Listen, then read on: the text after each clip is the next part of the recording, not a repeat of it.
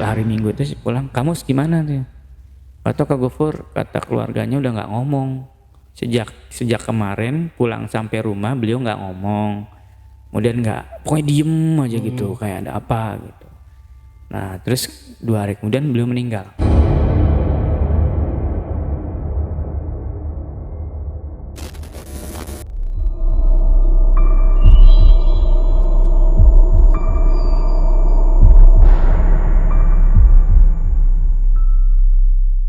Assalamualaikum warahmatullahi wabarakatuh. Jumpa lagi dengan saya, Ale, host Jejak Backpacker. Host yang paling ganteng di Bekasi, yang wajib diselamatkan dari kepunahan. Kali ini saya menghadirkan seorang narasumber yang pernah mengalami kejadian mistis di Gunung Pancar pada tahun 2015 lalu. Tapi sebelum narasumber menceritakan pengalaman mistis yang pernah dialaminya, jangan lupa untuk selalu support channel Jejak Backpacker. Subscribe, like, komen, dan share sebanyak-banyaknya video-video YouTube Jejak Backpacker. Dan saya ucapkan juga terima kasih buat teman-teman subscriber, penonton, follower dimanapun berada yang saat ini sudah mendukung, mensupport channel Jejak Backpacker sampai di titik ini. Oke, assalamualaikum Bang. Saya manggilnya abang apa bapak nih ya? Biasa panggil Kak sih. Kak, Iya. oke, Kak Abdul ya, Iya, Kak Abdul, betul. salaman dulu. Oke. Iya, terima kasih Kak Abdul. Sama-sama, Kak. Kemarin kita ketemu di Indofest, Kak ya. Luar biasa. Iya, rame. Terima kasih juga kemarin sudah mampir di booth Jejak Sama-sama. Backpacker. Dan buat teman-teman, Pak Abdul atau Kak Abdul ini adalah seorang guru pramuka, Iya, pelatih. pelatih pramuka. Jadi yang pasti sudah banyak banget wawasan atau pengalaman-pengalaman mistis yang dialaminya selama dia mengajar ya. Karena kalau pramuka itu kan selalu ke hutan kemana, kemah kayak gitu ya. Ya, Pak Abdul, ini menarik cerita waktu di Gunung Pancar. Betul. Di Gunung Pancar tahun 2015 lalu. Iya. Oke, Pak Abdul, ini bisa diceritakan sedikit aja dulu kisi-kisinya, Pak Abdul. Oke. Jadi di Gunung Pancar itu sebuah kejadian yang kalau menurut kami sesuatu hal yang di luar nalar. Karena walaupun sudah nyata di depan mata, ya sebagian dari kami juga nggak percaya saat itu. Tapi endingnya akhirnya salah satu teman kami pun meninggal.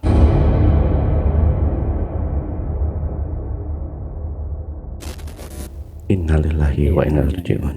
Disimpan dulu ceritanya, Pak. Tapi sebelum Kak Abdul bercerita lebih panjang, lebih detail lagi, saksikan setelah OMG yang satu ini.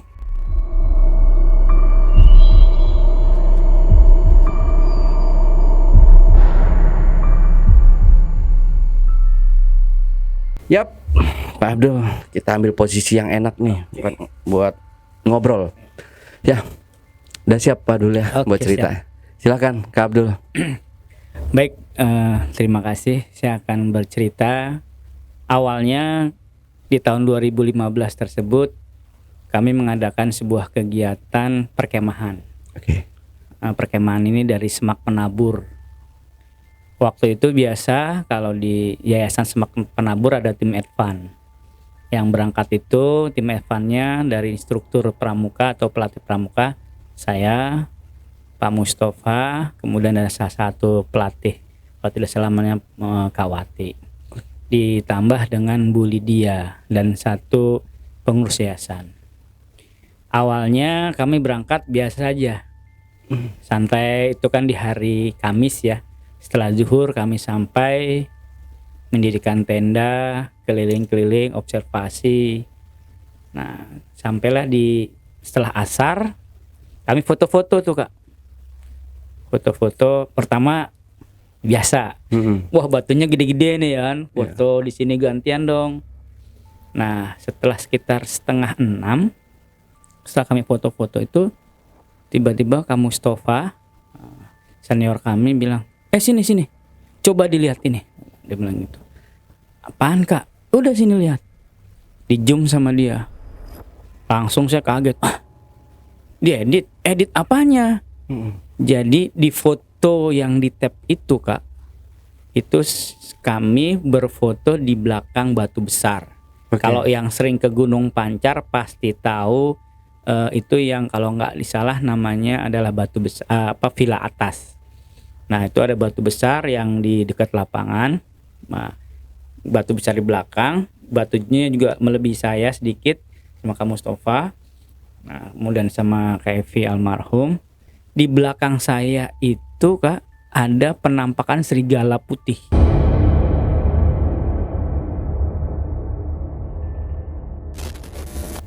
Serigala Ketangkap putih. kamera. Ketangkap kamera dan jelas.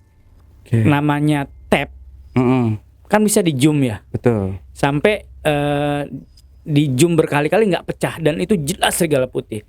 Nah, kemudian Kawati bilang ini, coba kalau emang ini sinar, fotonya yang sebelumnya gimana? Kan itu ada 5 gambar. Foto 1 nggak ada, foto 2 nggak ada, yang ketiga itu ada serigala putih itu Kak. Keempatnya nggak ada lagi, kelimanya nggak ada. Akhirnya saya waktu itu langsung merinding kan. Karena apa, serigala itu ada di belakang saya. Sampai di zoom lagi. Terus juga kita foto lagi. Itu udah mau maghrib tuh. Foto lagi, nggak dapet, nggak ada. Ambil angle dari manapun sampai 10 kali nggak dapet. Udah ceritanya simpen nih. Naiklah kami ke Villa Atas. Maghrib ya kan ke Villa Atas.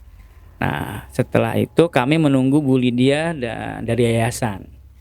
Karena rencananya malamnya beliau mau bawa perlengkapan logistik buat besok. Jadi itu malam Jumat tuh Kak. Oke. Nah, malam Jumat sekitar 7:30 datang nih mobil yayasan ke bawah. Dilihat kan, oh Bu Lydia datang. Oh ya, saya lupa namanya Pak siapa yang dari yayasan juga, pengurus harian bantu ngangkat-ngangkat. Awalnya biasa tuh Kak, angkatin semua kan logistik. Tiba-tiba sudah barang diangkat semua, drivernya nih menggigil. Aku tidur di mana nih? Saya tidur di mana? Kata Bu Lydia, sana pojok aja. Kenapa sakit Kang? Gitu kata Kak Mustafa. Nggak tahu mendadak meriang nih. Dia mah supir payah, gitu aja takut katanya gitu. Langsung dalam hati saya, ada apa lagi nih? Tadi sore kejadian serigala putih. Kenapa nggak membuli dia? Nah, kata Kak Mustafa begitu. Waktu iya ada apa sih? Meriang-meriang itu. Jadi gini ceritanya. Tadi sebetulnya jam 7 itu kami udah di atas nih, dibawa naik ke atas, pintu masuk Gunung Pancar. Nah, setelah lewatin gerbang, itu ada suara rombongan pasukan Kak. Ini cerita. Jadi di depan kami itu ada banyak tentara. Tapi ada yang nggak masuk akal. Barisannya terdengar, kemudian kakinya kelihatan, badannya enggak.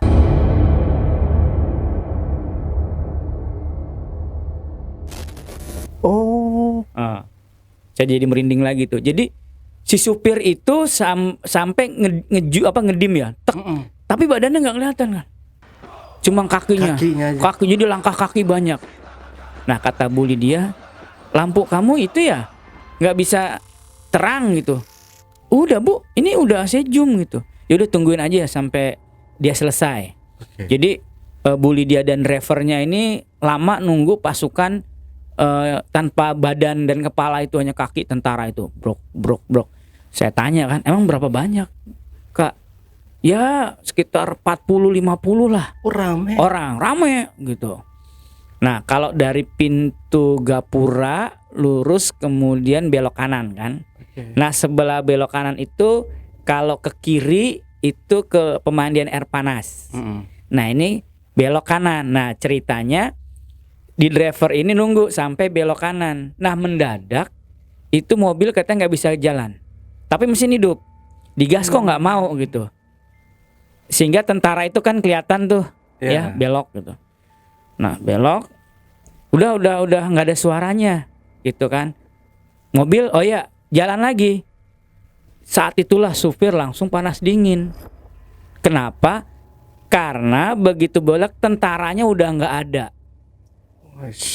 Karena si supir berpikir tentaranya mungkin jalannya cepet ke bawah, paling di depan.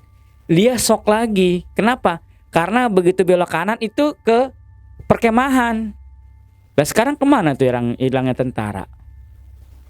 Disitulah dia langsung panas dingin. Nah saya dengar juga, wah ini kejadian 2 kali, bener. Sehingga si supir itu besoknya begitu paginya dia minta pulang dan nggak mau lagi ke situ. Nah, jadi itu cerita belum berakhir nih. Nah, belum berakhir. Jadi malam itu kan malam Jumat. Mulai deh saya parno nih kan. Sore kejadiannya begitu, foto. Nggak lama Bu Lydia seperti itu. Nah, tiba-tiba lucu lagi nih. Saya mandi aja ke bawah ya. Mandi dia turun tuh dari villa. Ya, turun santai. Kemudian kami ngobrol-ngobrol. Naiklah. Saya nyeletuk. Kak, berani ya mandi sendiri gitu. Beranilah. Ada temen. Saya langsung temen. Temen yang mana? Saya bingung. Maksudnya iya itu rame di bawah nemenin saya. Tadi ada kamar mandi pada mandi juga. Kamu Mustofa saat itu langsung melihat ke Bu Lydia. Bu Lydia, emang siapa lagi selain Kak Gofur, Kak Wati, saya, Bu Lydia, driver sama ini office? Emang nggak ada lagi? Nggak ada lah. Terus siapa dong? Bu Lydia ini orang nggak percaya Kak. Paling itu kali penjaga-penjaga sini. Ya sudah, nggak masalah. Nah selesai. Saya berpikir nih, ini kok berurutan gitu ya. Mulai saya malam parno tuh, malam Jumat kan. Tidurnya saya gelisah tuh. Lampu matiin ya, jangan matiin, jangan. Saya takut tuh, saat itu saya udah takut bahwa jangan dimatiin gitu kan. Terus saya doa. Biasa kalau kata bapak saya kan, karena saya muslim, doa perlindungan, kulhu anas alak. Tetap aja saya nggak bisa tidur Kak. Klisikan orang Jawa bilang yang kanan kiri. Nah dari situ sampai sekitar jam 2 saya penasaran nih.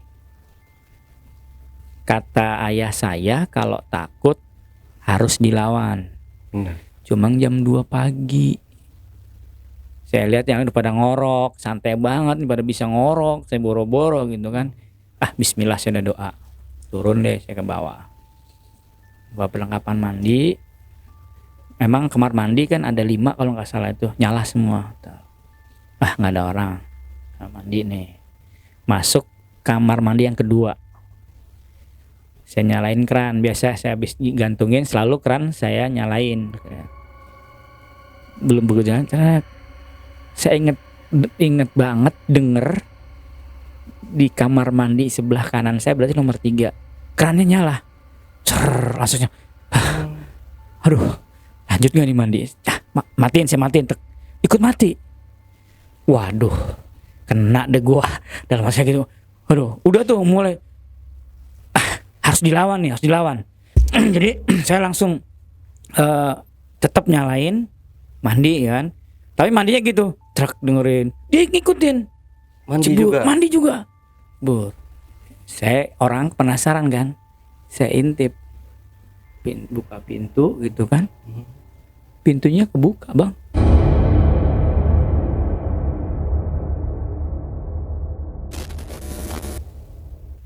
Pintu yang sebelah kanan yang nyala keran itu. Tapi kerannya nyala. Seperti ini. Kemudian sebelah kiri saya pintu kebuka juga. Logikanya kalau orang mandi, mana mungkin pintunya dibuka. Langsung saya lemes di situ. Aduh, astagfirullah, dari kamar mandi udah udah mau baca gimana kamar mandi bodoh kan. Udah kata Ayasar saya lawan tuh. Lawan terus saya lawan kan, saya mandi deh. Tapi nggak merem tuh waktu nyiram air itu?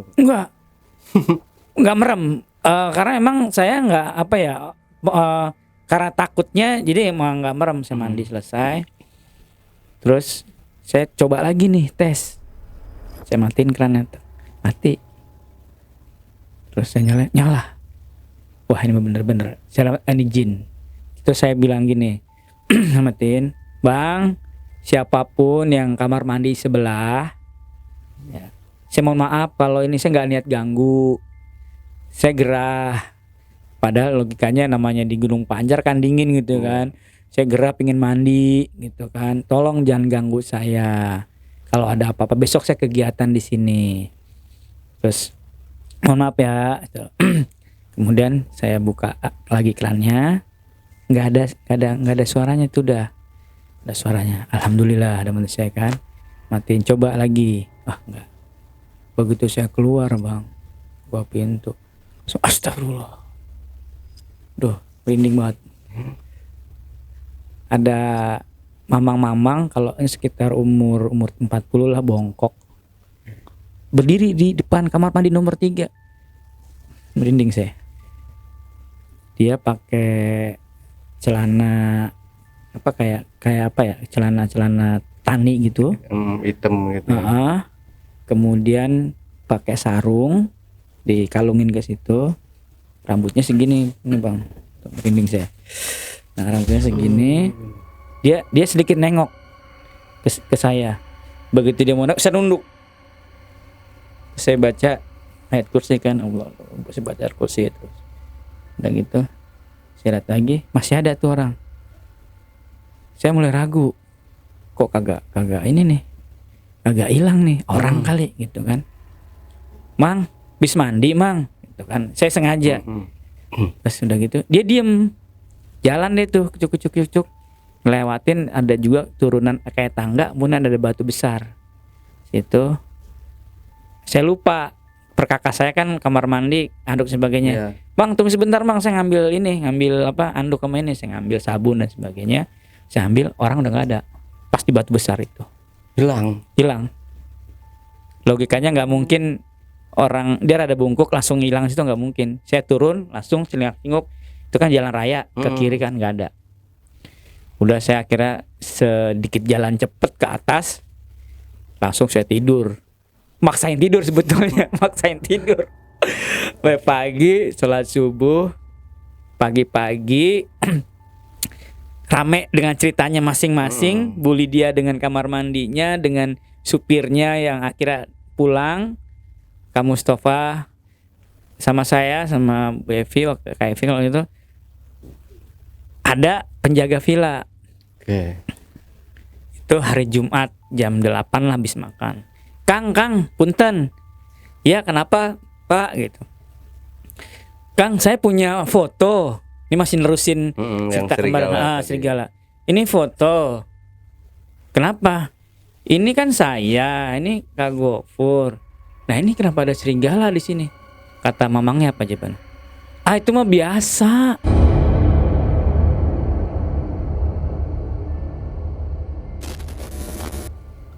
Oh santai banget. Nyantai biasa kata. Biasa. Iya berarti udah kenalan. Kalau gini biasa nggak biasanya gimana kan? Saya bilang gitu kan. Nih dia ngeluarin HP. Nih itu. Innalillahi. Tahu bang fotonya apa? Di batu itu juga ada ibu-ibu nuntun anaknya, kepalanya nggak ada. Anjir. Coba. Ketangkep kamera. Nah terus, merinding lagi saya. Takut banget. Nah terus, udah gitu, ada nggak yang lain? Penasaran kan saya. Ini baru satu ya dia. Cuma yang satu di villa bawah. Orang bilang villa bawah. Nah itu ada seperti gerojokan terjun kecil mini. Situ ada bapak-bapak tanpa kepala juga. Rata-rata tanpa kepala. Buntung semua. Nah terus merinding lagi nih saya. Pokoknya kalau ingatnya merinding banget. Nah terus iseng nih, Mang semalam saya mandi. Terus ada yang ngikutin mandi. Nggak ada di sini malam-malam mandi, orang saya juga di sini dingin. Enggak, maksud saya ada orang ikut, ada bapak-bapak tua sekitar 60 tahunan lah. Pakai sarung situ. Kesono ya itunya ya, arahnya ya, langsung gitu tuh. Iya Kang. Wah hebat kamu, selamat deh. Kok hebat? Itu orang udah lama meninggal, jatuh di batu situ.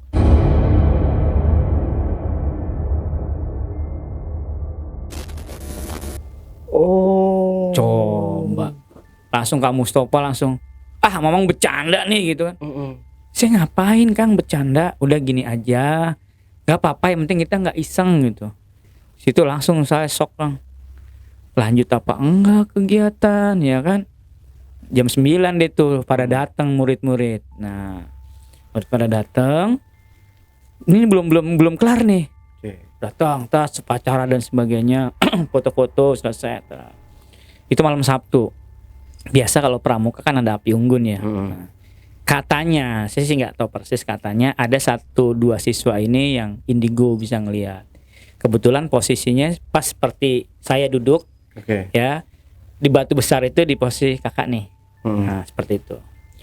Begitu jam 8 dia teriak, itu apaan gitu mulu. Itu apaan? Si indigo ya. Itu ada serigala itu. Teman-teman, lu berisik banget sih api unggun gitu kan. Itu apaan itu lo tuh? Guru pada datang, kamu ngapain sih berisik aja? Bu itu bu, enggak, udah diam. Nah, dia liatin terus gitu kan. Kamu Mustofa udah tahu nih, udah paham nih. Karena kan guru yang lain nggak tahu, nggak diceritain, gitu kan. Yang tahu kan yang kami ini aja nih, yang 5 orang kan. Kata Kamu Mustofa, pindahin duduknya, begitu pindahin selalu begini nih. Liatin matanya tuh. Langsung kata Kamu Mustofa, udah bawa ke tenda, takutnya kesurupan kan. Nggak mau gitu. Udah panggil Bu Lydia gimana? Udah dibawa ke villa aja, ke atas, bawa ke villa. Kamu tuh gimana, ada cerita itu Bu? Ada penampakan gini, pada nggak bisa ngeliat sih. Udah. Selesai lah jam 10. Nah dari situ si anak mau ke tenda, nggak boleh. Jangan ke tenda, udah di sini aja. Saya mau ke tenda, enggak. Kalau enggak kamu di sini sekolah nih. Udah akhirnya nurut tuh anak. Saya ngobrol Kamu Mustofa, Kamus, ini mah bener nih parah nih. Ya udah, gimana? Ya udah, penting kegiatan berjalan lancar. Besok kan kita outbound, kayak gitu kan. Nah outbound besok, ya udah kegiatan outbound. Nah setelah kegiatan outbound itu ada yang mulai aneh. Teman kami itu kayak dari Jakarta Pusat itu pas malam mandi paginya, yang pas anak-anak datang tuh di hari Jumat ya, Jumat. Setelah saya sholat Jumat, dia kerasa katanya ada yang nemplok di badannya. Atau badan saya kok nggak enak ya Kak Gofur, kamu. Ya udah. Rasa berat, dipijit. Meriang, karena kegiatan harus tetap jalan kan. Kegiatan jalan. Tapi udah mulai pucet tuh. Dan tuh Kak Evi itu selalu ke batu yang kecil itu Kak. Jadi batu besar ada lagi 2 batu kecil. Selalu ke situ dia maunya gitu kan. Kata kalau situ nyaman katanya. Saya maunya nyender di sini deh, rada enak gitu. Sampai tiduran gitu kan. Saya udah feeling nih. Udah Kak, istirahat aja gitu kan. Enggak apa-apa kok gitu. Karena udah dipijit. Nah, sampailah besoknya penutupan. Itu saya ngelihat wajahnya dia emang udah beda Kak. Jadi dia kan orangnya, kalau orang Jawa bilang sumeh ya, senyum gitu. Ini enggak kayak pucet, ceria, gitu ya. Pucet gitu. Dan saya waktu itu nggak kepikiran, entah kenapa nggak kepikiran kalau mungkin dia ditempel entah wawul alam ya, tapi artinya nggak kepikiran. Terus dia bilang, mudah-mudahan kita masih bisa kegiatan bareng ya. Itunya tuh. Oh, dia udah bilang firasat. Oh iya Kak, tenang, kita akan kumpul lagi, sehat semangat ya gitu. Nah ceritanya pulang, sampai hari Minggu itu sih pulang, kamu gimana tuh? Atau Kak Gofur, kata keluarganya udah nggak ngomong sejak kemarin pulang sampai rumah, beliau nggak ngomong, kemudian pokoknya diem aja gitu, kayak ada apa gitu. Nah terus 2 hari kemudian beliau meninggal.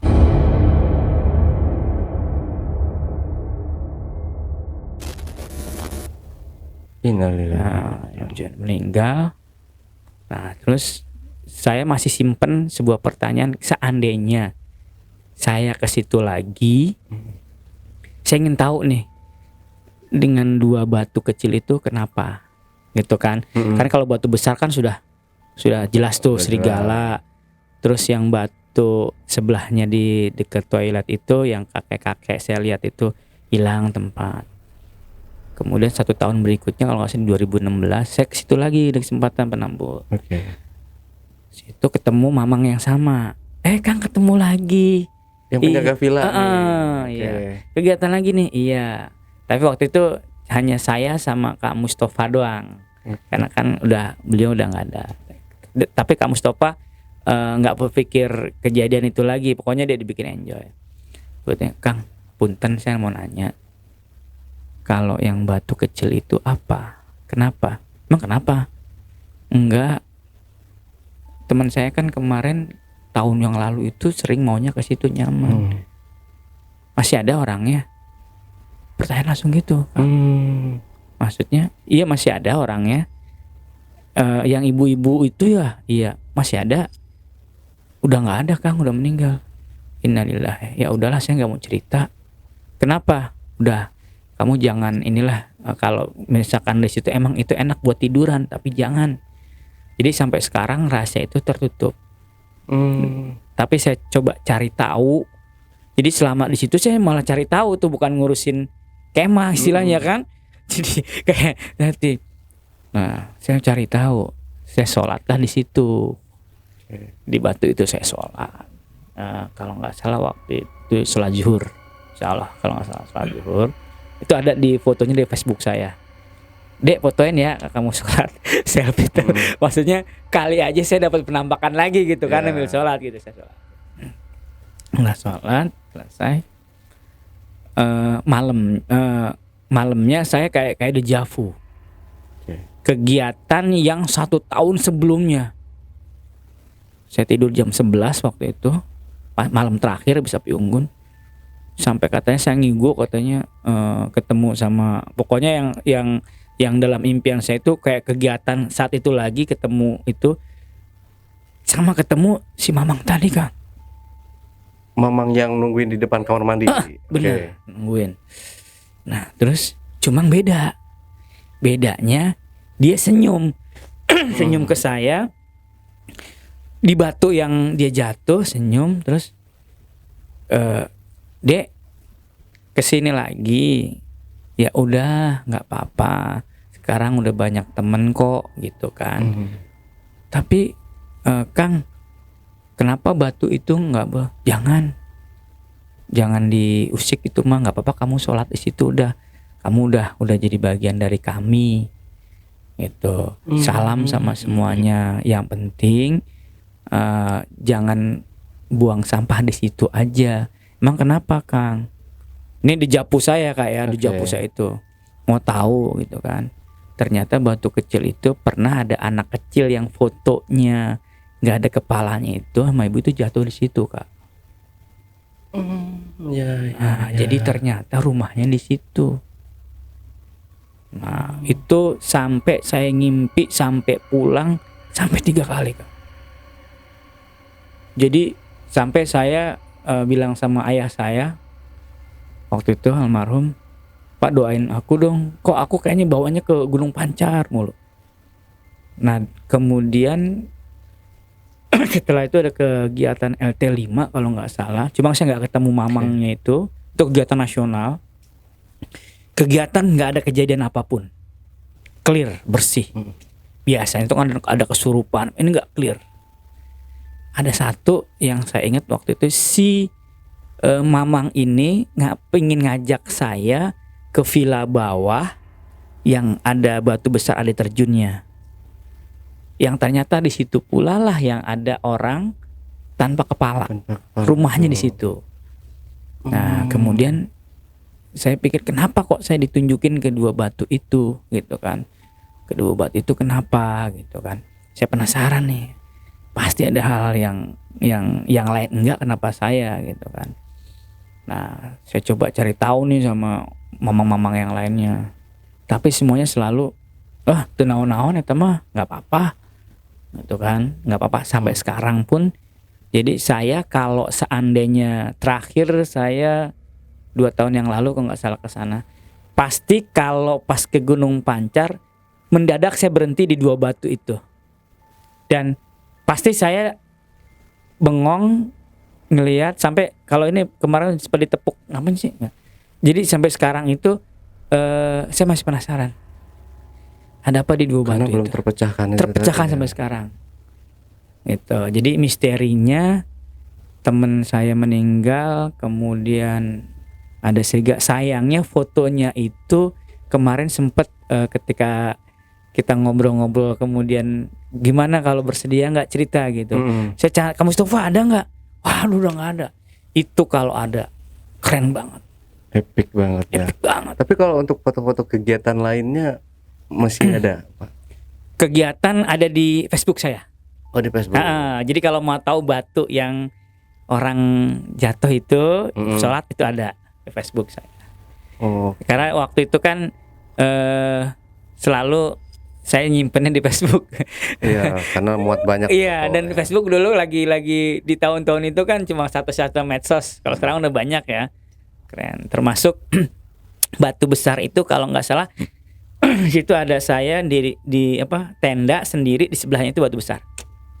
Tapi artinya bukti fisik otentiknya ada, termasuk kegiatan kami saat outbound. Oke. Seperti itu.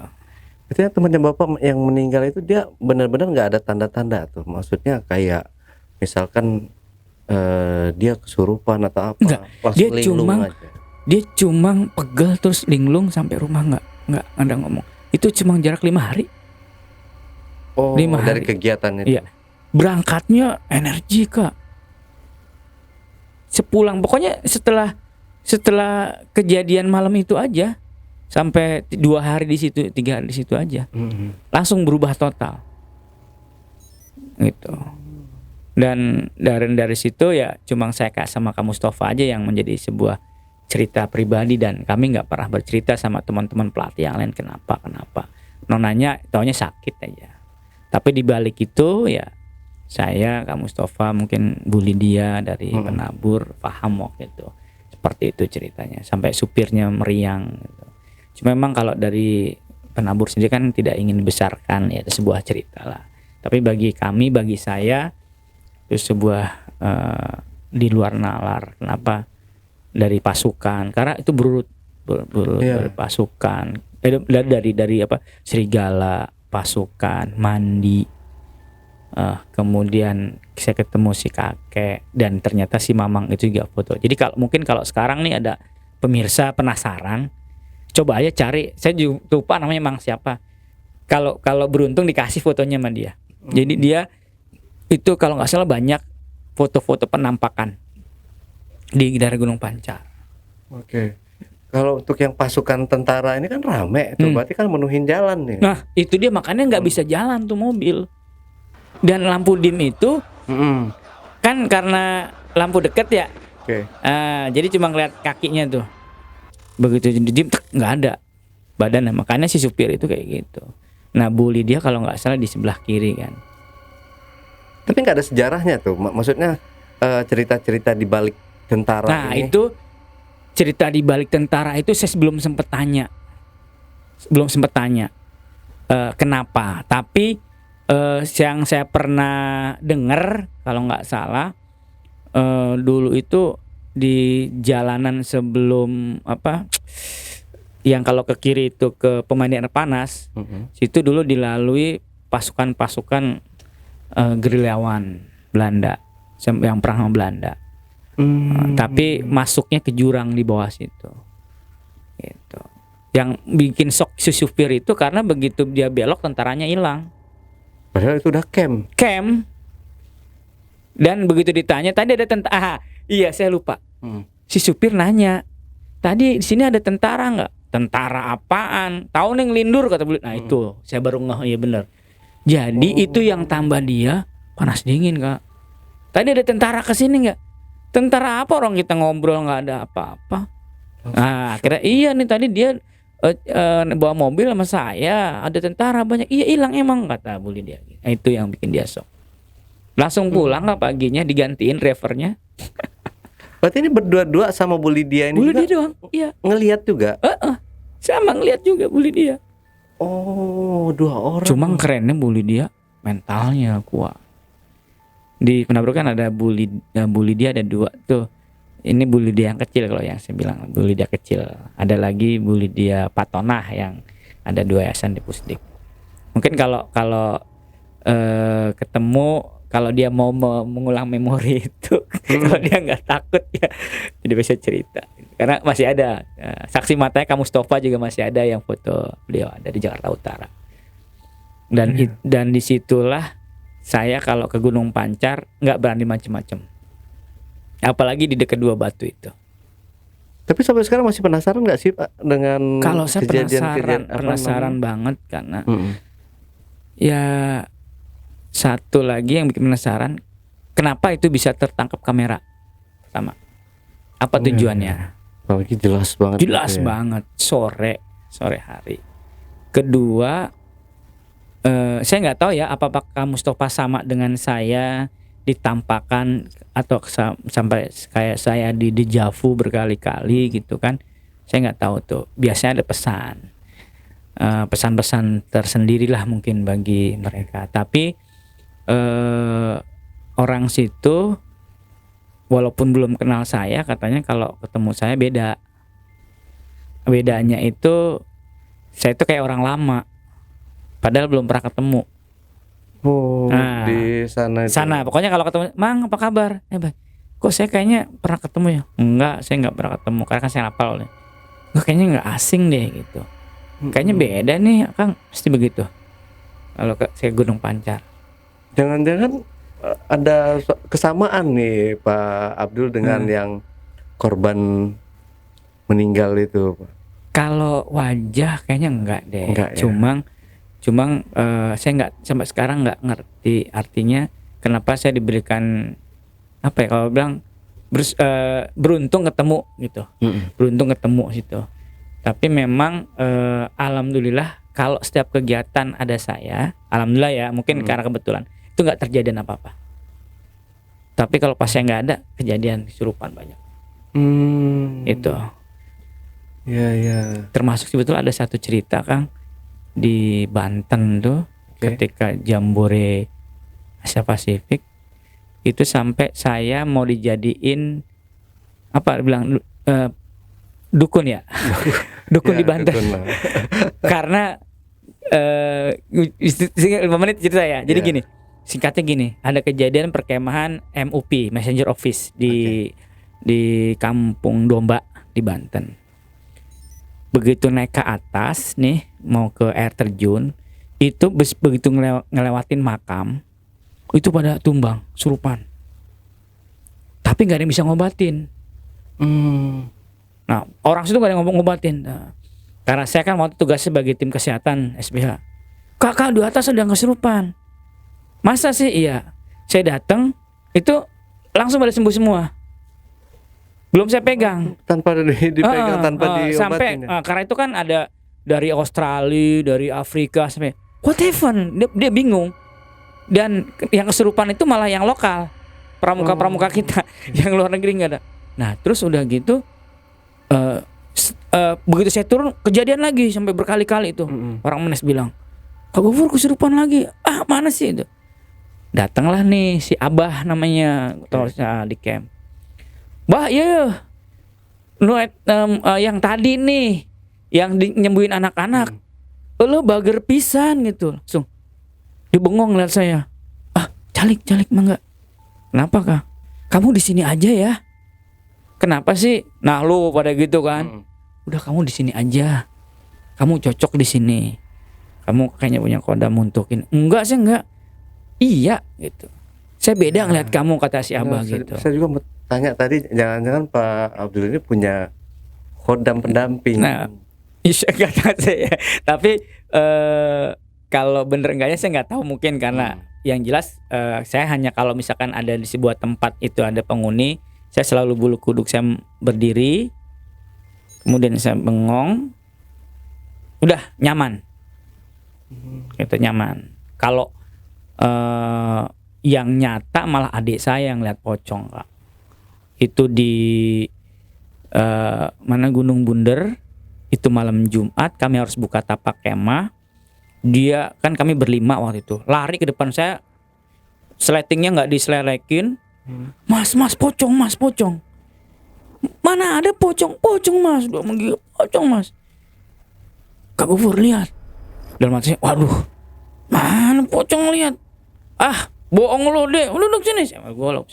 Mana pocong? Bismillah. Saya kencing juga kan di situ kan. Nggak ngelihat. Besoknya yang jaga itu, ini siapa yang nebangin pohon bambu ini? Saya, Kang. Kamu? Nggak apa-apa. Nggak apa-apa. Emang kenapa? Biasanya mau boro-boro bisa nebang katanya gitu. Bener kamu nggak apa-apa? Nggak apa-apa. Gitu. Saya tanya, emang kamu semalam melihat pocong kayak apa, Jus? Gede, Mas. Ada 5 meteran tuh pocong. Tapi saya datengin nggak ada. Gitu. Jadi kalau bilang ada kodamnya, saya nggak tahu karena ya pokoknya alhamdulillah setiap siswa kalau misalkan ada orang bilang kesurupan, ya kan ada yang bilang kesurupan itu, ada yang bilang bohong. Kalau saya bener bohongnya itu cuma satu.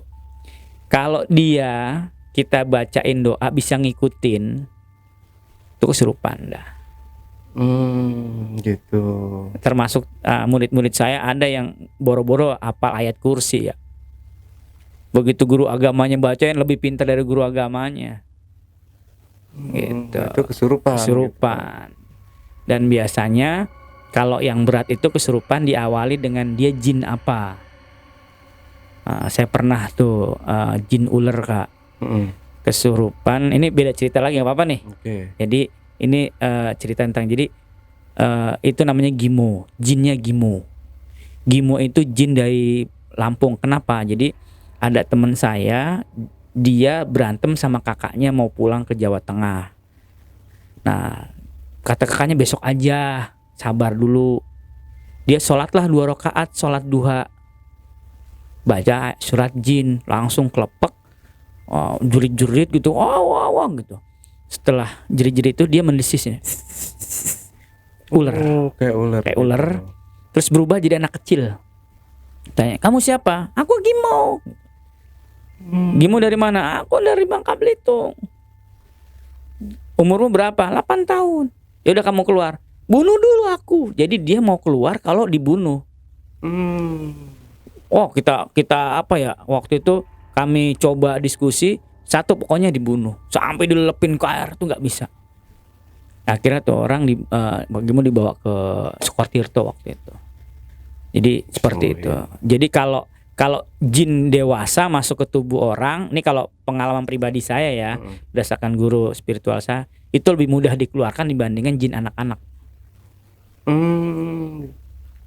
Ya. Karena jin anak-anak bohongnya lebih pintar dibandingkan jin dewasa. Dan susah dikeluarkan. Rata-rata meninggal kalau jin anak-anak.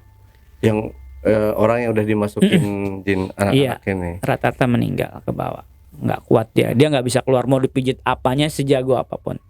Karena itu pengalaman, nggak tahu ya kalau ada misalkan paranormal atau dukun yang jago, saya nggak tahu. Tapi selama saya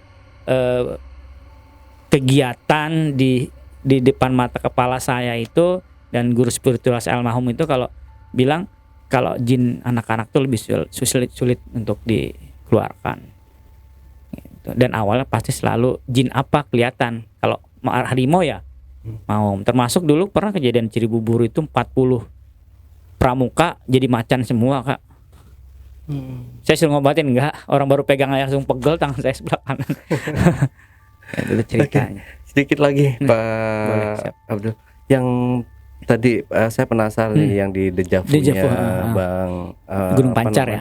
Kak Abdul ini kan melihat di situ nggak ada cerita-cerita lagi nih selain Pak Abdul ngelihat si yang situ yang buntung itu tadi.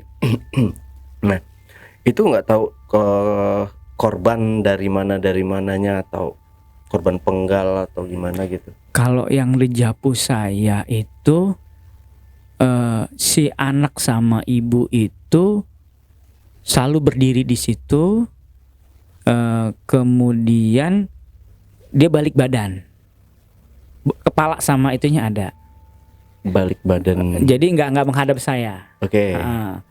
Tapi saya kan cuma diem gitu. Kalau saya panggil Bu, Dek gitu, langsung tuh kepalanya nggak ada. Dan saya nggak berani mendekat makanya. Dan di situ pernah saya terpleset. Di batu itu. Di batu itu terpeleset, terkilir. Tapi anehnya cuma klek gitu, tapi nggak sakit. Sampai bilang hati-hati Kak gitu. Di batu itu juga. Saya juga belum banyak tahu karena sekarang masih menjadi misteri buat saya. Kenapa di batu 2 itu 3 berarti batu besar itu ada. Tapi yang jelas itu ada sebuah pesan ke saya. Cuma saya belum sampai sekarang belum mengungkap karena saya kalau ada sebuah kejadian lebih baik diem. Karena kalau saya cerita sama orang tuh orang malah nggak mau ikut kegiatan saya.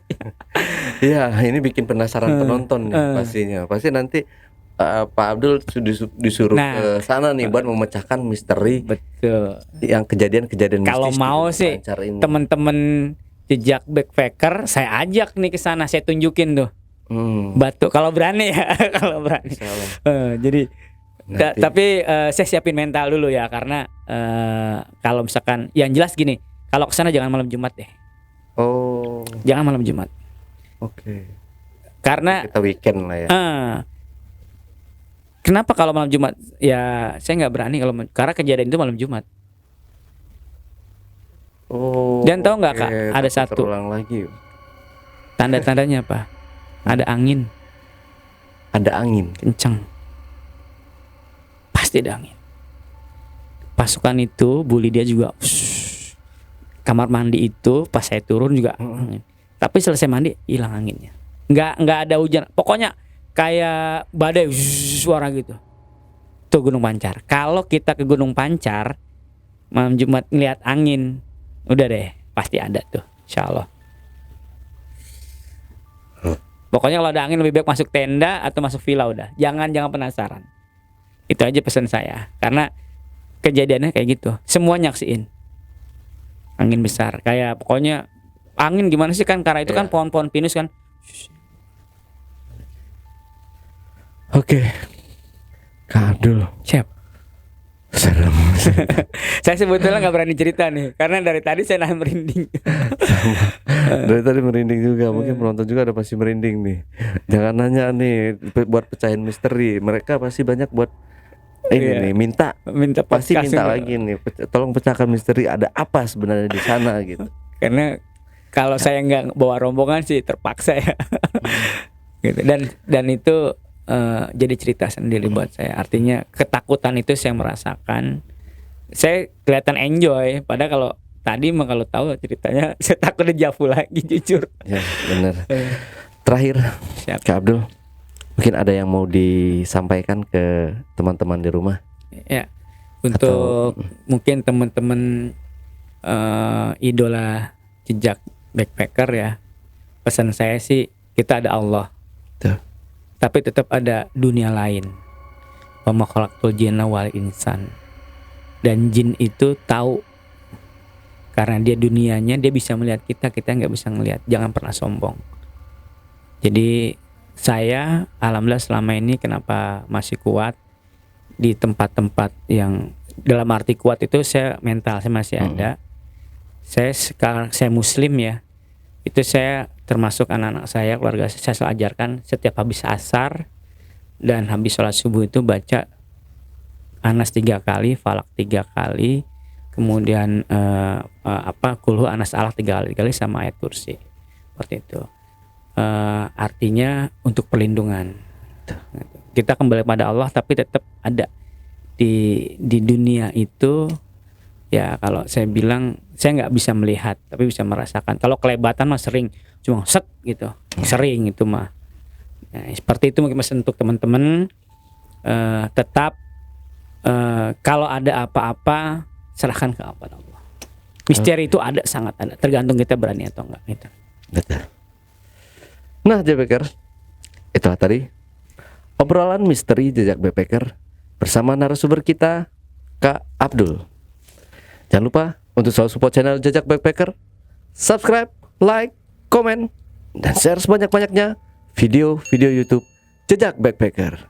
Jangan lupa aktifkan tanda lonceng biar gak ketinggalan video-video terbaru dari kami.